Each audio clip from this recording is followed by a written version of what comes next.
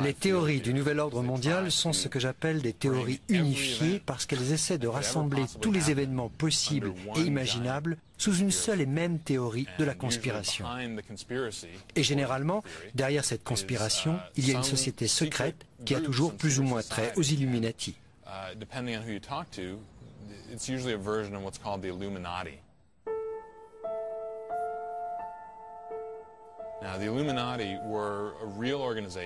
Les Illuminati ont réellement existé au XVIIIe siècle en Europe. C'était une organisation proche des francs-maçons, peut-être encore plus secrète, et nombreux sont ceux qui pensent qu'elle a joué un grand rôle lors de la Révolution française.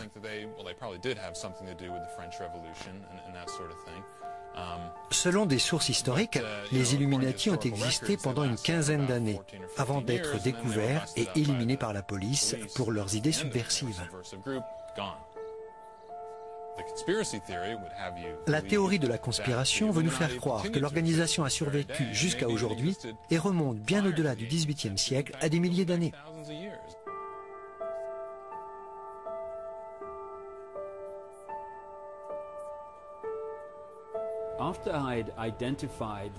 Quand j'ai réussi à identifier comment le monde était gouverné aujourd'hui et par quelles organisations, il m'est apparu clairement qu'un tel réseau n'avait pas pu se mettre en place en 5 ans, ni en 50 ans.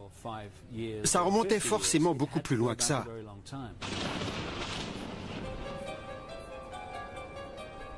Le nouvel ordre mondial semble dater des débuts de la civilisation.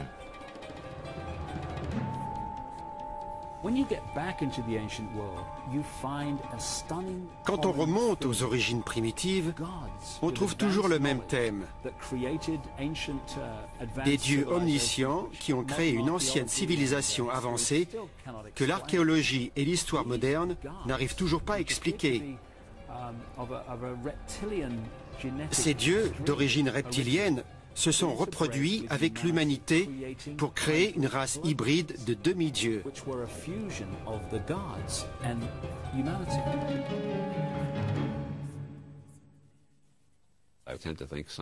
J'ai tendance à penser que ces soi-disant faits, qu'on ne trouve que dans la théorie de la conspiration, ne reposent sur aucun fondement. Mais j'aime la théorie selon laquelle des extraterrestres ont débarqué il y a 4000 ans sur Terre pour se reproduire avec des humains et contrôler le reste de l'humanité.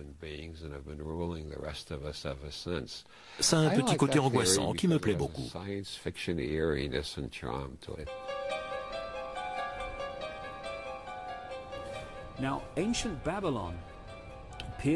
Babylone semble avoir été le berceau de cette race de demi-dieux.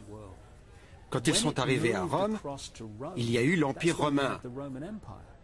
Quand ils sont arrivés à Londres, il y a eu l'Empire britannique. Leur descendance s'est dispersée aux Amériques, en Afrique et en Australie, jusqu'en Chine. Quand on établit la filiation des personnes au pouvoir dans le monde aujourd'hui, comme le président des États-Unis, et il s'agit là de généalogie pure, sans rapport avec la conspiration, on voit les mêmes lignées réapparaître encore et encore. Quand on connaît l'obsession des Illuminati pour la filiation, toutes les pièces du puzzle se mettent en place. Ces Illuminati, qui sont en gros plus intelligents, plus beaux et plus forts que le reste de l'humanité, tirent toutes les ficelles. Mais s'ils existent vraiment depuis 2, 3, 4 ou 5 000 ans, on se demande pourquoi ils n'ont pas encore pris le pouvoir depuis le temps.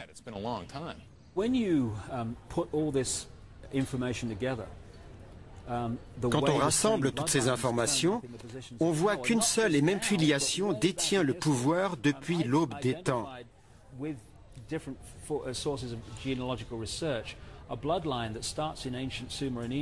J'ai identifié avec différents généalogistes une lignée qui commence dans l'ancienne Égypte et remonte jusqu'à George W. Bush et Al Gore.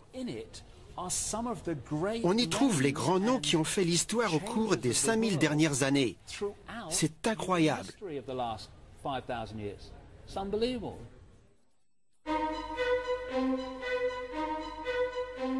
Les adeptes de la conspiration voient les symboles des Illuminati partout. Il semblerait qu'ils utilisent les mêmes depuis des milliers d'années, à l'insu du commun des mortels.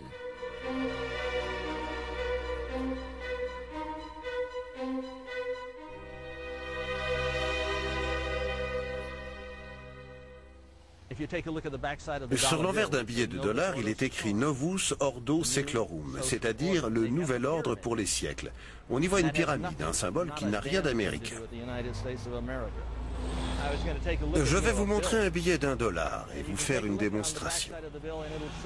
Regardez, c'est à peine lisible, mais ça dit bien Novus Ordo Seclorum, le nouvel ordre pour les siècles. C'était le projet d'Hitler et c'est inscrit au dos des billets de banque américains. L'œil de la pyramide est également appelé l'œil d'Horus, l'œil de Lucifer. C'est ça qui nous attend. Quant à l'histoire de la conspiration des billets d'1 $, j'ai toujours trouvé ça absurde. Si conspiration il y a, pourquoi faire une telle publicité ? Les théoriciens de la conspiration ont l'air de croire que les conspirateurs ont deux occupations. D'une part conspirer, et d'autre part laisser des preuves derrière eux pour se faire repérer. C'est ridicule.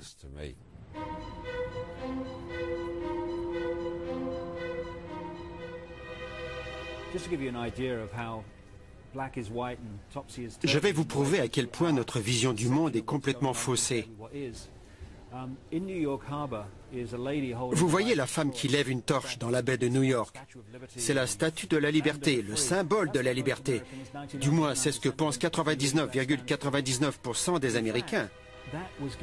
En fait, c'est un cadeau des francs-maçons français, un symbole des Illuminati qui signifie « Nous dominons le monde, mais comme vous ne connaissez pas notre langage secret, nous vous l'offrons comme le symbole de la liberté. Vous ignorez tout ce qui se passe. » Ça vient sûrement du fait que de nombreux membres de notre gouvernement étaient adeptes de la franc-maçonnerie, comme les fondateurs de notre pays. George Washington était maçon. Il y a un tableau célèbre qui le représente avec son tablier maçonnique. Un grand nombre des signataires de la Déclaration de l'Indépendance étaient francs-maçons. Et je crois qu'au moins 16 de nos présidents, je ne connais pas le nombre exact, l'étaient également. Avec autant de maçons au pouvoir, ce n'est pas étonnant de trouver des symboles maçonniques ça et là. Mais cela signifie-t-il pour autant qu'une conspiration maçonnique vise à gouverner les États-Unis ou le monde ?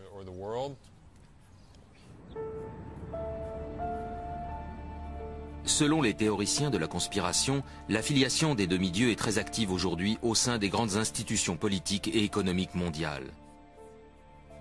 À travers des réseaux d'influence comme le Council Foreign Relations, le groupe Bilderberg ou la Commission trilatérale, les Illuminati cherchent à perpétuer leur descendance et à dominer le monde.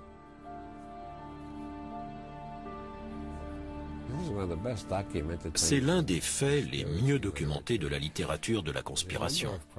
Le nombre de présidents américains qui ont été membres du Council on Foreign Relations est absolument renversant. Le président Bill Clinton était membre du CFR, ainsi que son prédécesseur George Bush, ainsi que son prédécesseur Ronald Reagan, ainsi que son prédécesseur Jimmy Carter, etc. Le CFR a formé presque tous les présidents américains.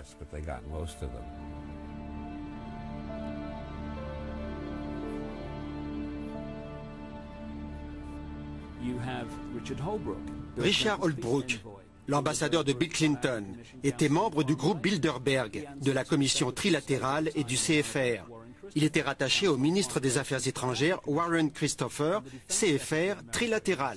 Et le ministre de la Défense était rattaché à William Perry, groupe Bilderberg. Et tous étaient rattachés au président Bill Clinton, groupe Bilderberg, trilatéral, CFR. Pourquoi les médias ne nous l'ont-ils jamais dit? Pourquoi le Daily Telegraph n'en a-t-il jamais parlé?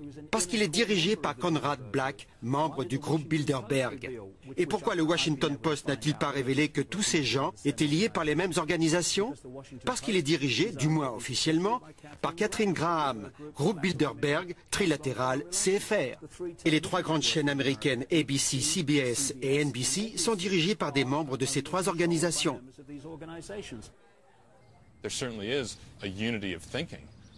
Il y a assurément une uniformisation des idées dans cette catégorie de personnes.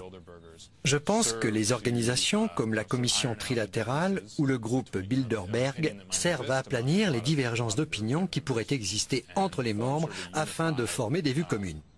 elles deviennent souvent une politique commune quand ces mêmes gens entrent au gouvernement comme ministre des Affaires étrangères ou président des États-Unis. Alors comment devient-on membre du groupe Bilderberg, la plus prestigieuse des organisations secrètes? On essaie de choisir des hommes d'influence. C'est le but. On permet aux futurs dirigeants politiques de s'instruire sur le monde et de rencontrer des personnes qu'ils n'auraient pas l'occasion de rencontrer normalement.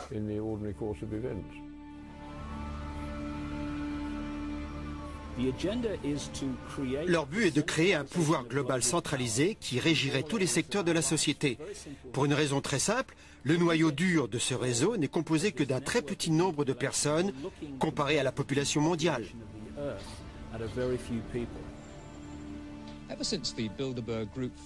Depuis le premier congrès du groupe Bilderberg en 1954, le but de ces réunions n'a jamais été divulgué.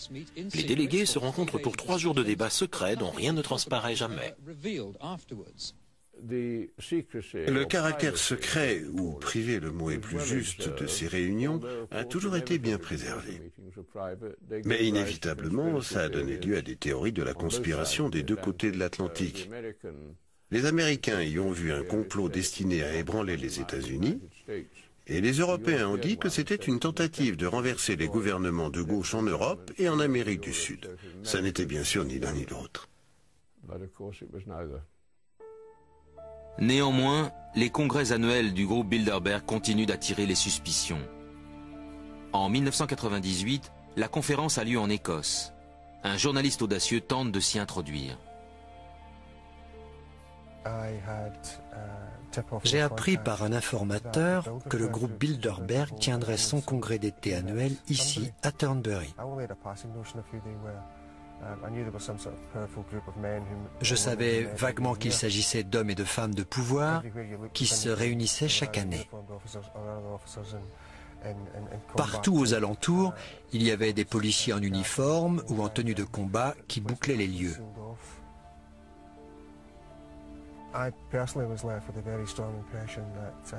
L'endroit était placé sous haute surveillance. J'ai eu la forte impression qu'il y avait quelque chose de louche là-dessous. Ces personnes se réunissent pour discuter et prendre des décisions. On se demande de quoi ils parlent et pourquoi, et dans quelle mesure les décisions qu'ils prennent influent sur le monde.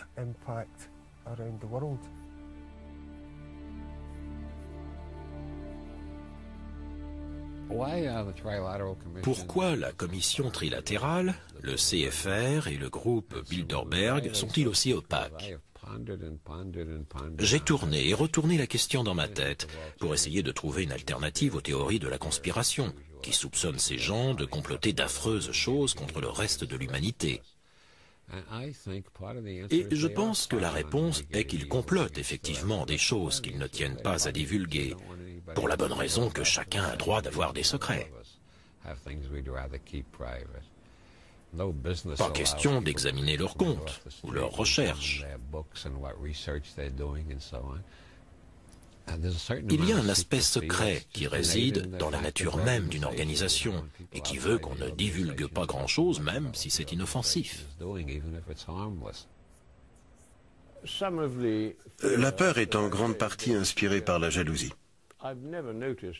Les gens ordinaires n'ont d'ailleurs pas peur de nous. Mais les journalistes veulent vendre du papier. Et si pour ça il leur faut inventer une conspiration, ils n'hésitent guère.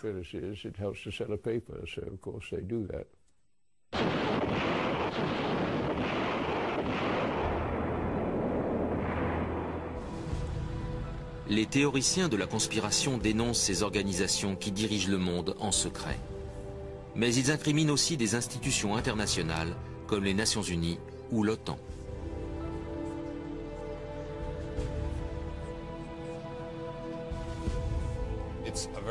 La plupart des lobbies de droite de ce pays tentent à croire que les Nations Unies sont une organisation politico-militaire.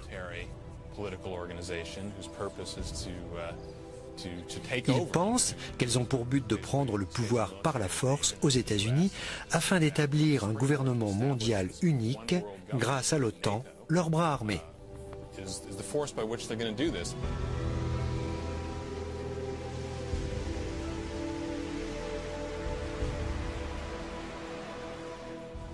Le nouvel ordre mondial se décide ici, aux Nations Unies. C'est un gouvernement mondial. Ein Volk, ein Reich, ein Führer. Soit un peuple, une patrie, un chef. C'est par ces mots que Rudolf Hess a annoncé Adolf Hitler. C'est le rêve d'Hitler devenu réalité. C'est un cauchemar. C'est la pierre tombale de la souveraineté des nations. Les Nations Unies doivent tomber pour que la liberté vive. Les forces de la liberté étaient en pleine léthargie. Les Nations Unies leur offrent une nouvelle vie. Ces institutions jouent un rôle crucial dans notre quête d'un nouvel ordre mondial.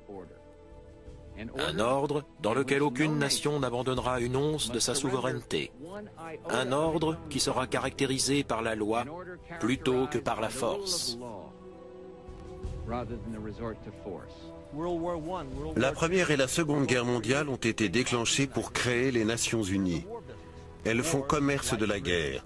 Les guerres comme les ponts sont des constructions humaines. Le nouvel ordre mondial fait commerce de la guerre. Il crée des guerres pour pouvoir négocier la paix. Ce bâtiment n'aurait jamais pu voir le jour sans l'aide de la Première et de la Seconde Guerre mondiale.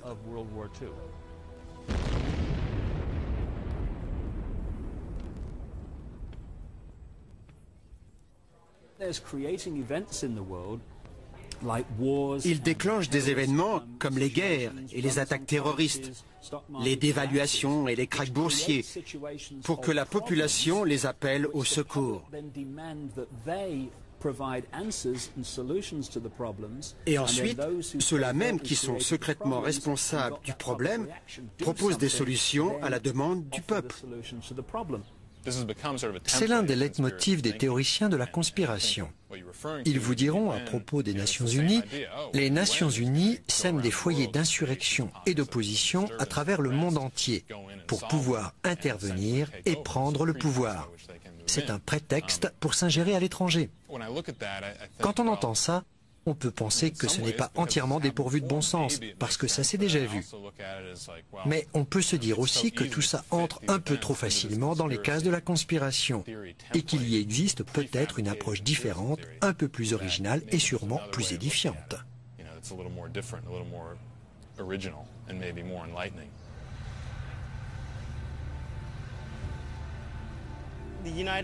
Les Nations Unies sont un faux problème. C'est une structure qu'on a longtemps montrée du doigt en disant « Regardez, c'est une menace ». Je crois malheureusement que les Nations Unies se sont avérées plus incompétentes que maléfiques.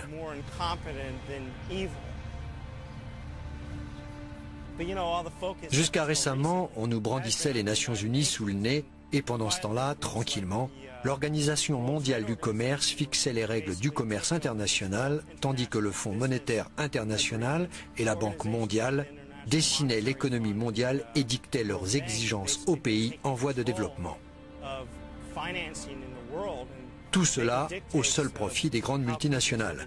On s'est dit alors qu'il y a eu beaucoup de battages autour des Nations Unies pour créer une diversion.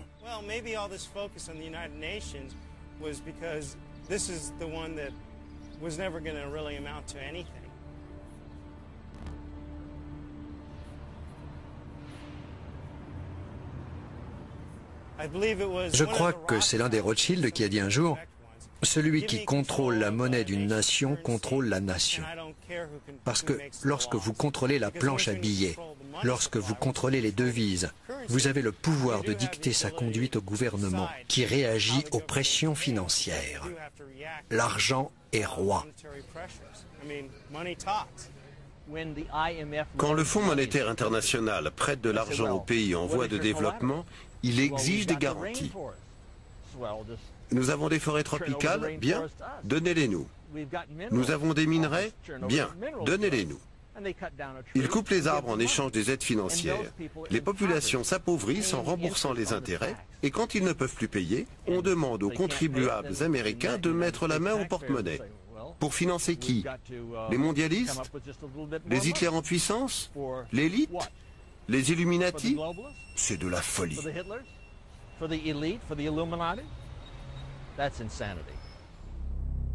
Est-ce là le but ultime des Illuminati? Cherche-t-il à contrôler l'économie mondiale pour contrôler le monde? Des centaines d'antimondialistes essaient d'empêcher la Banque mondiale et le Fonds monétaire international de se réunir.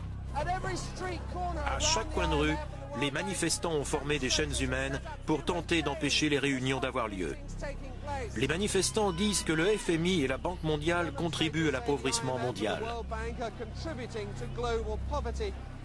Pourtant, les deux organisations ont pour ordre du jour d'étudier les moyens de réduire la dette des pays les plus pauvres.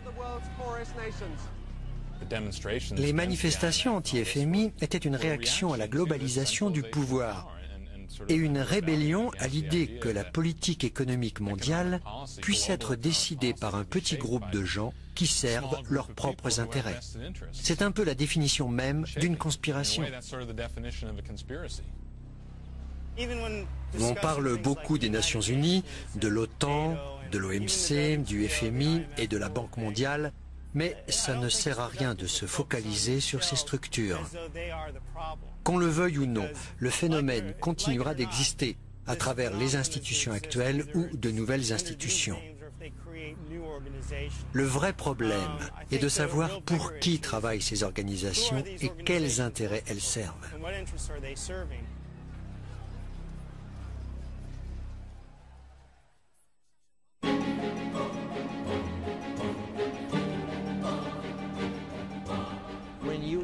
Quand on est privé de sa liberté, de sa famille, de son pays et de ses droits, on mène une vie d'esclave.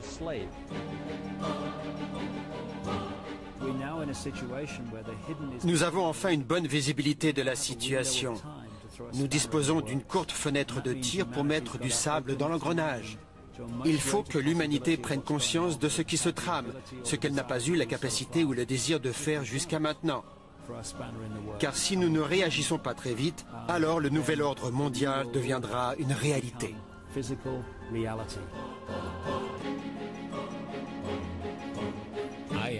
J'ai la certitude absolue que nous évoluons vers un nouvel ordre mondial, mais pas nécessairement celui que certains attendent. Grâce à la révolution de l'informatique et de l'Internet, nous sommes arrivés à un niveau d'évolution où la masse d'informations disponibles double chaque année. Ce qui signifie qu'il faut s'attendre à des bouleversements de la société aussi spectaculaires qu'imprévisibles.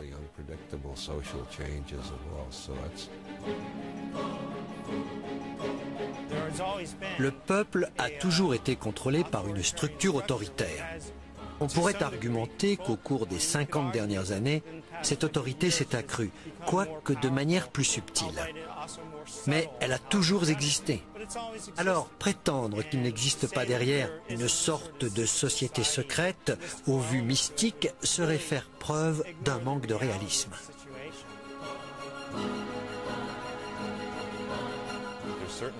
Je pense que la paranoïa a fait un grand nombre de victimes. Je fais la distinction entre la paranoïa et la recherche sur les conspirations, parce que les conspirations, elles, existent réellement. There are real conspiracies that happen.